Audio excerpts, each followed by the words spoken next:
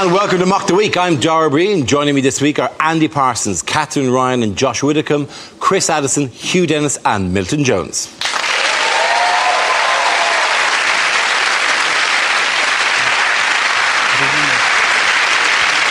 We start with a round called If This Is the Answer, What Is the Question? On the board are 6 categories. Catherine, which category would you like? Politics. OK, politics it is. The answer is 10 billion. What is the question? Is it how many hours of community service will Justin Lee Collins have to do before a girl agrees to date him again? Is it the number of tweets that David Cameron's received to his new Twitter account that include the word tosspot? Is it, if the planet Earth wore trousers, what size waist would it take?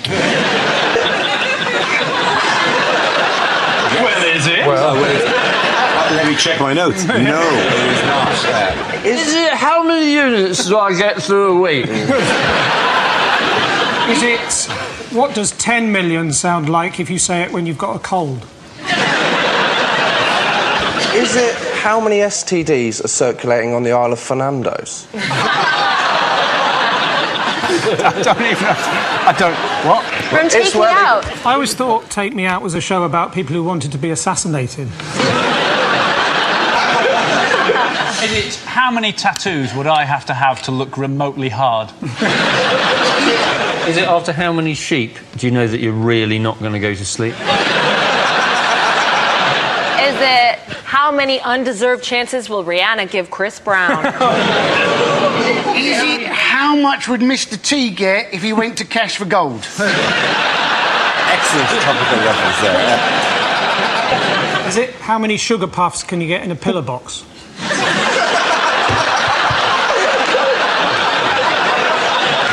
Is it, in fact, what are the chances against getting a joke about Jim Fricks? OK, we'll move on to correct answer. How many days has that sail been on a DFS? I really do need you to go to the correct answer now. Is it the amount of cuts that the Chancellor of the Exchequer is trying to find from the welfare budget? Absolutely right. Thank you very much, Andy Parsons. Yes, the question I was looking for was how much is the government planning to cut from the benefits budget? This is the news that at the Conservative Party conference in Birmingham this week, Chancellor George Osborne announced that in its drive to reduce the deficit, the government will cut a further £10 billion in the welfare budget by 2017. Where's that going to come from? Well, just checking, they're not cutting friends with benefits, right? Still fine. That's still grand. Up to the age of 25. It's quite difficult for them, isn't it, to know, because you're not allowed to like the people at the bottom end because they're poor and they're not helping themselves, so boo-boo to them. And you're not allowed to like the people at the top end because they're rich and they've got all the money and boo-boo-boo to them. And it's kind of getting squeezed more and more. Eventually, they're just going to put the recovery on one guy called Kevin Williamson of Warwick. It's all just going to be about him. We're really backing you to get this country back on track, Mr. Williamson. Holy shit! There's a guy at home now in Warwick going, oh, God. I cannot believe this. This is the worst way for it to be broken to me. If he's been correctly chosen, he will then go, I knew that. I knew it was going to come down to me. I knew all these people, and I'm the only one who can do this. Darling, get my jacket. I'm going to leave the house. I'm on Euro Millions this weekend. David Cameron was determined to change the image of the Conservative Party, wasn't he? He wanted to just stop people thinking of them as the nasty party. He's done that now, because they're now thought of as the ruthless bastards party. I feel sorry for the Tory party, because apparently last week they were all sent a badge saying Britain can deliver, but none of them arrived. What a cheat that David Cameron wants kids to stay at home until they're aged 25 when he can't even keep his own kid out of the pub aged 8. I tried living with my parents, but it didn't really work out. Apparently I didn't see the no camping sign amongst the gravestones. It didn't kill them. They're probably not dead. It's definitely a joke, all right? But he did really try and put sugar puffs in a lamp. That was nice. Well, and big news, exciting news though for homeowners. Exciting news for homeowners. Oh yeah, you can kill burglars now. I think that's the gist of it. think that's it. I'm not sure. You can put bear traps around your house and hear a yelp in the middle of the night. I think basically a slapstick rule should apply. If it goes, you're fine. If you kill the guy, not so much. Yeah. You're allowed to be proportionate in your violence towards burglars, but not grossly proportionate. So, if what you're doing to the burglar could feature in one of the Saw movies... You want to go with Laurel and Hardy films, ideally. Exactly. Try and, whack them by turning around with a ladder, a bucket on their head. Who has received a hero's welcome at the conference? Batman! Yes, the bit where Batman came. No, not Batman. Oh, Boris. Boris Johnson said he wanted to be tough on crime. And this was after apparently he's had 6 bikes nicked. And you're wondering, has he really had 6 bikes nicked? Or 6 times he just hasn't got a clue where he in fact left them? What was the hero's welcome? What did they do for him? So they kind of clapped. It wasn't like they threw rose petals or anything like that. They were just very happy to see him. Well, a hero's welcome. You know, in Aladdin, when he's on the elephant and it's, hey, clear the way in the old bazaar. Hey, you, let us see. It's a bright new star. Oh, come be the first on the block to meet his eye. You're gonna love this guy. That...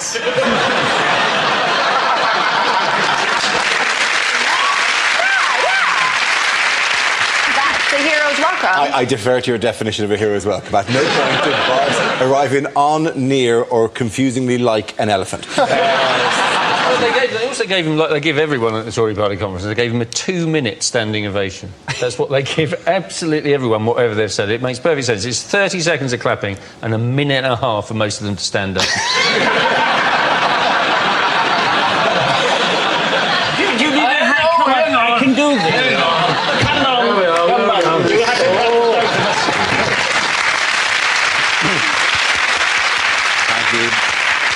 Engine bracket over there. Okay. In other news, outside the party conference, what have hospital patients been asked to rate? They have been asked to rate, apparently, exactly how good the A&E departments are. The question is, would you recommend this A&E department to your friends and family? Well, what are you going to say to them? Oh, well, don't worry, you've had an accident. You're going to St Mark's, and that's got a crack in A&E. It's the beginning of Casualty. Wasn't it? Just a man falling off his shed onto his garden rake and then crawling to his laptop to go on TripAdvisor. Or just come home to your partner, square up and go, I'm going to send you someplace nice. Well, I've never heard domestic violence put quite as charmingly as that.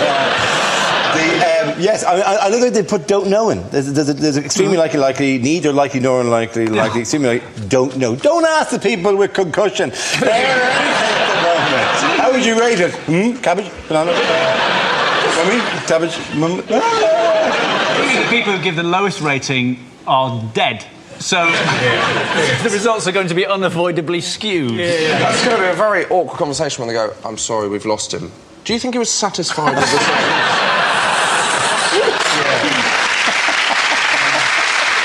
Before he went, did he say whether he enjoyed the food? It's going to be the least accurate survey of all time. Don't ask people questions when they're in pain. And what's your name? Jesus! Another Jesus. We've had a lot. They have quite confusing questions like, which hepatitis did the doctor fail to cure you of? Was it A?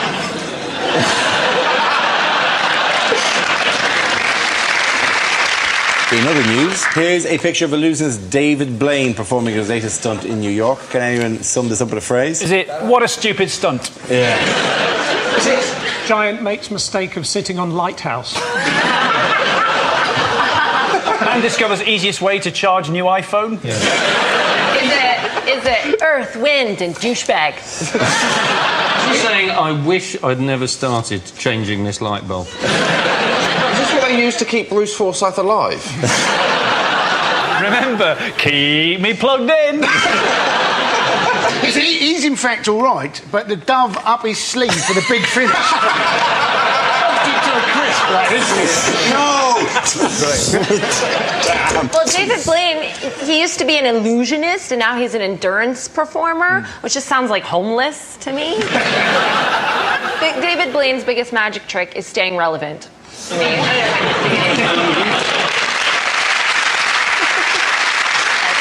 The suit makes it completely safe. It's completely, like, there is 100% no danger. It is, and people going, oh my God, it's really amazing, because there's so much electricity around him, but he was okay, right? It's the equivalent of putting on a scuba diving thing and sitting in the bath and going, water could kill me, but I am safe. What a miracle! I am safe here in my scuba outfit. You'd have loved to have seen him do that stunt in the UK, though, wouldn't it? You know, people would have been chucking water bombs at him. That and some eggs. The smell of burnt omelette would have gone for miles. Do you know when I lost respect for him? When he did that ice one, where he's in a block of ice, and he called it Frozen in Time. You're going, that is the best chance to call it Chilblain that has ever happened. Okay. At the end of that round, the points go to Josh, Catherine and Andy. Now we play a round called Live and Let Mock. This game involves Catherine, Milton and Josh, so if you could make your way over to the performance area, please. This round is a stand-up challenge. I launched a wheel of news, and whoever chooses to stop, one of our performers must step forward and talk about that subject. The winner is whoever I think is the funniest. Okay, here we go. The first topic, please. And the first subject is identity. Who wants to come in with that? Josh. I had to sign for a parcel recently. That's got a lot more difficult, hasn't it? It used to be simple, didn't it, when you get a pen and a piece of card. Now you're given this kind of digital screen and plastic stick. And all you can do is some kind of zigzag up and down line. That bears no relation to any signature that has ever existed ever. Is that your signature? No! It's like the mark of Zorro. Is anyone checking this at the post office going, I've got bad news. Zorro is back. And he's signing for every parcel in the United Kingdom.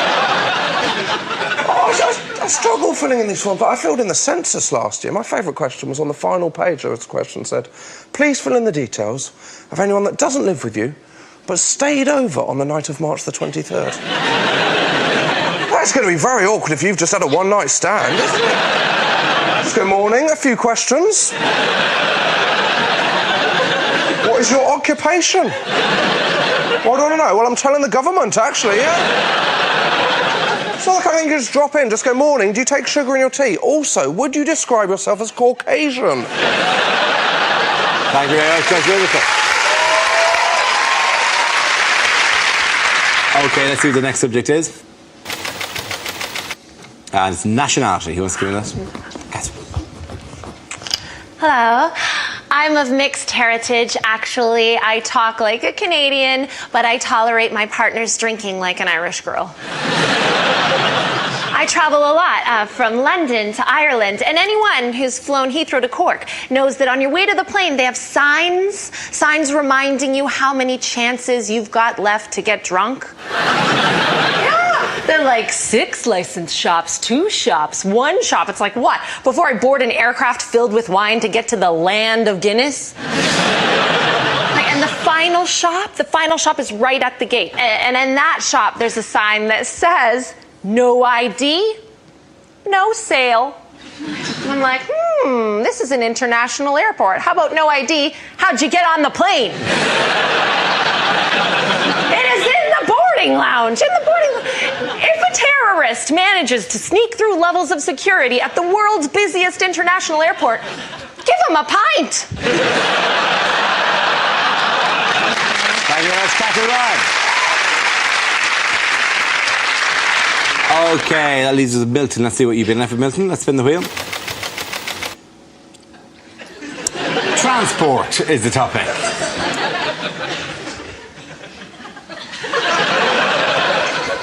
So I've got my own private jet. The rest of the jacuzzi belongs to my mum.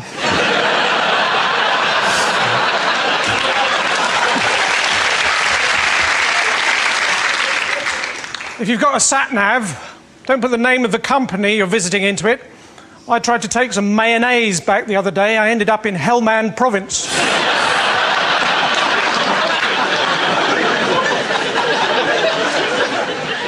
I mean, I've got a car, but there's nothing I like better than making a bonfire on the passenger seat.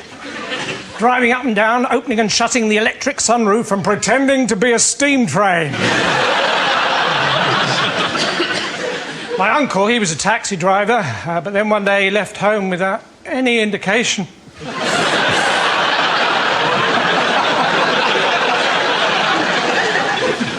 So recently, I was fell walking in the Lake District. Well, it's not quite true. Recently, I fell walking in the Lake District. I was going to tell someone, but the pillar box was full of sugar puffs. Thank you very much, Milton. OK, getting that round. Close Adrian. Go on, get back up.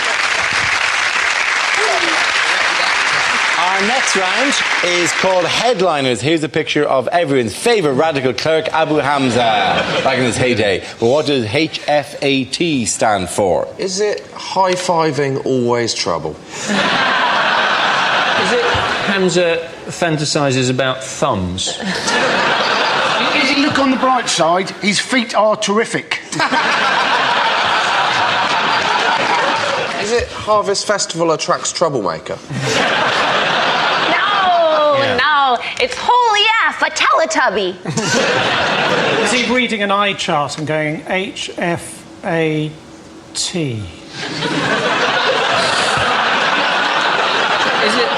Is it Harlow finally appoint town crier? Is it what the British authorities said to him when they said goodbye? Is it, have fun, Abu, ta-ra? Is it what happens when he tries to do head, shoulders, knees and toes? Head, fuck, twat!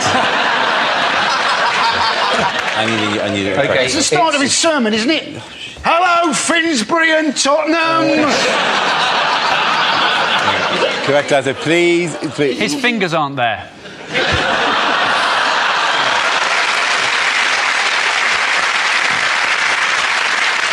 The H stands for Hamza. I think it's Hamza faces American trial, probably.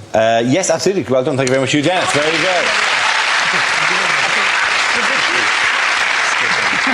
Yes, the answer I was looking for was Hamza faces American trial. This is the news after 8 years of fighting extradition. Radical preacher and former nightclub bouncer Abu Hamza has been deported to America to face trial on terrorism charges. It follows a recent revelation that even the Queen was concerned that Abu Hamza had remained in the UK for such a long period of time. Will you miss him? Well, lawyers were saying, weren't they, that they thought it was cruel to extradite him now, just before the Panto season started. I think it was right in the end. I mean, I'm as fond of hate preaching as the next man, but I think, I think it was time for him to go. But if you think about it, how terrifying, and you hope the other passengers on the plane knew, how terrifying would it be if you're flying to New York and you find Abu Hamza sitting next to you? If there's anyone who didn't really gain from the Paralympics feel-good legacy, it's Abu Hamza. He was supposed to have advised one of the 9/11 bombers, and he advised the shoe bomber. This is a man with no hands and one eye. Would you take bomb advice off that man? It took ages to get rid of it. But David Cameron said that he was sick to the back teeth of him. I love the poshness of it. He was sick to the back teeth of a terrorist. I don't think you can get more British than that. He was an absolute pest. He was an absolute pest. We were all awfully cheesed off about 7/7, and frankly, the fellow was the giddy limit. According to the British police, there's been a question mark over him for some time. Either that, or he just had his hand in the air.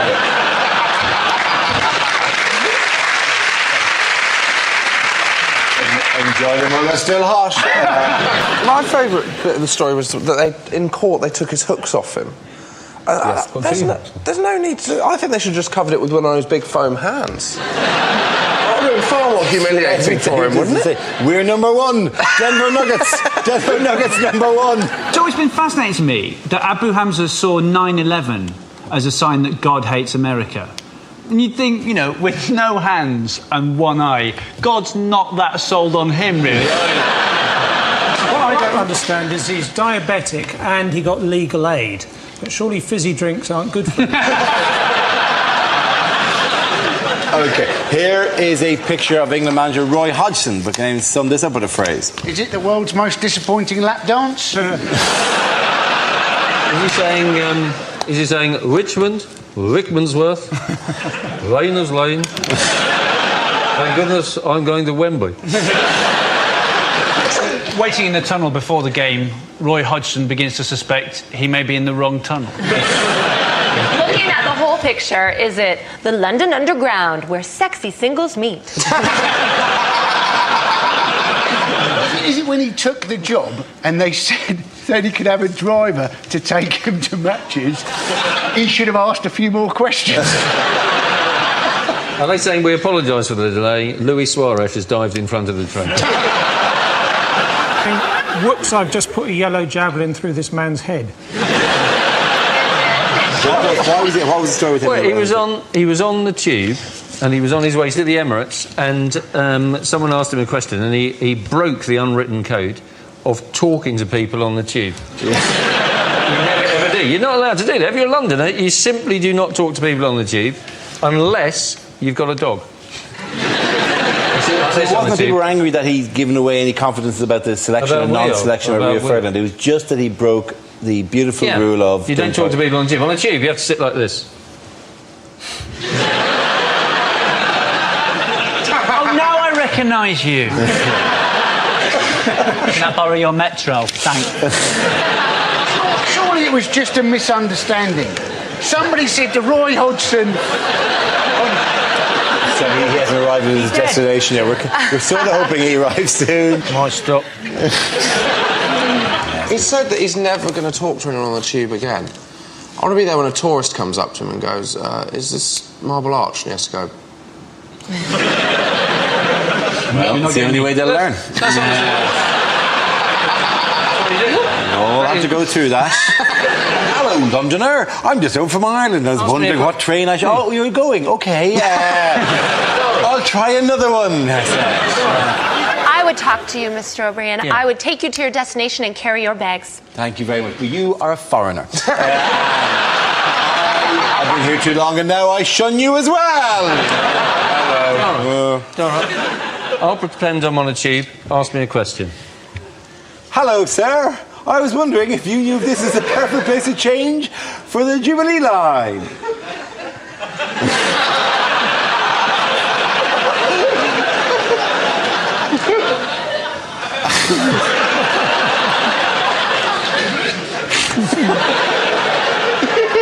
Excuse me, I was wondering if this is the right place for... I want to get to Buckingham Palace. It's shameful. This man is a pioneer, the first man ever to speak on the tube. And your people, instead of lifting him up, you punish him by making him coach your football team.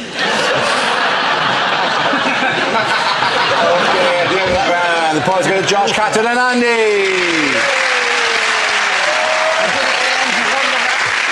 Now we come to scenes we'd like to see. So if everyone can make their way over to the performance area, I'll read out this week's topics and then we'll see what our panellists can come up with.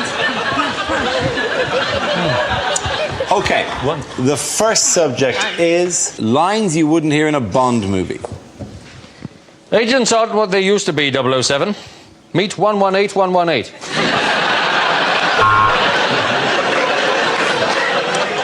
One dry martini, shaken not stirred, and 4 Jaeger bombs.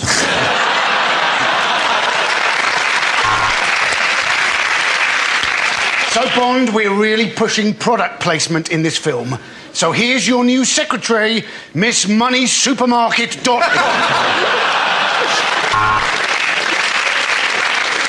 Goldfinger, what are you doing with that laser? You've nearly burnt my cock off.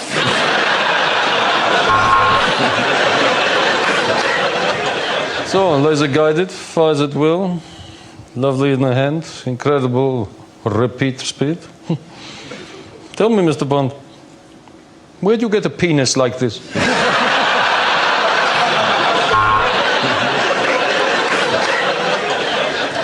MI6. No, you're a lot older than that, Bond.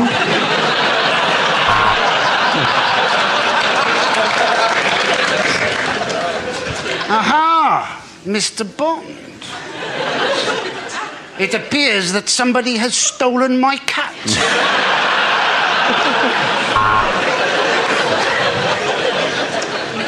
Sorry, James, I'm going to have to remove your licence to kill. Also, I would question the validity of this boob inspector card. Hey, it's me, Pussy. Pussy no more? Yeah, I'm post-op now. It's all real good. Professor, how could you? You tried to mix giant broccoli with 3 million eggs.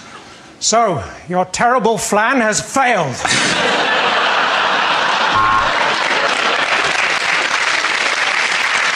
And this watch that fires bullets, and I'm afraid that's all the gadgets I can give you, Bond. I'm the 8 items or less Q. I think you may need an eye test, Bond. That sex-mad blonde you've been shagging in the embassy is Julian Assange.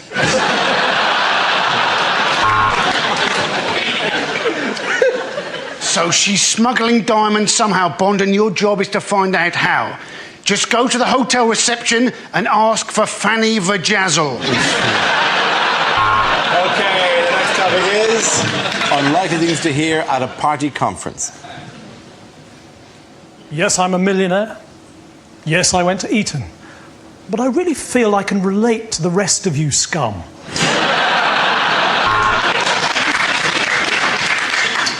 My name's Dave, like the TV channel. We both repeat the same old shit over and over again. Would Nick Clegg please come to Lost Property, where his missing spine has been handed in?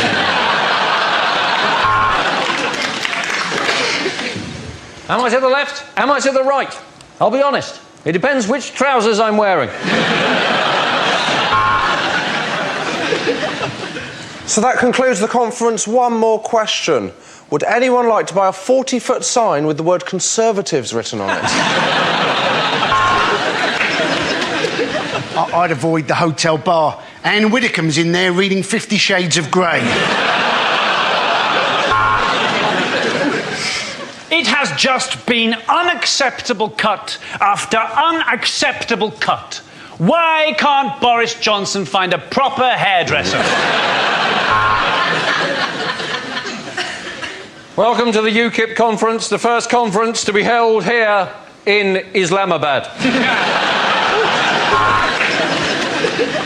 Education, education, education. Can someone fix my auto cue, please?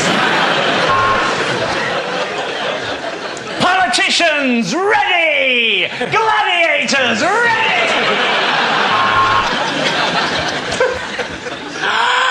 Let's get drunk and join the Euro. This government say they're phasing out Roman numerals. Not on my watch.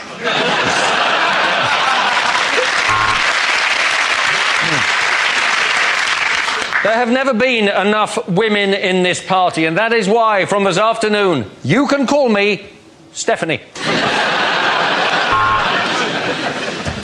Our strategy for this Labour conference is embrace the geek and not, as I said earlier, release the gimp.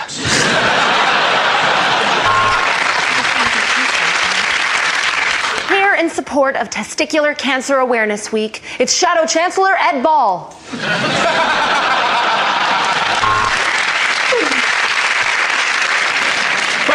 I don't know about you, but I have swallowed so much semen this weekend.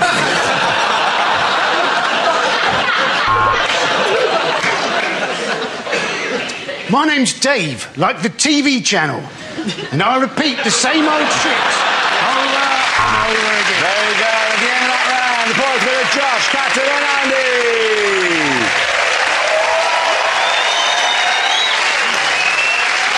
Okay, that's the end of the show. This week's winners are Andy Parsons, Catherine Ryan and Joshua Whitcomb. Commiserations to Chris Addison, Hugh Dennis and Milton Jones. Thanks for watching. I'm Darren Breen. Good night.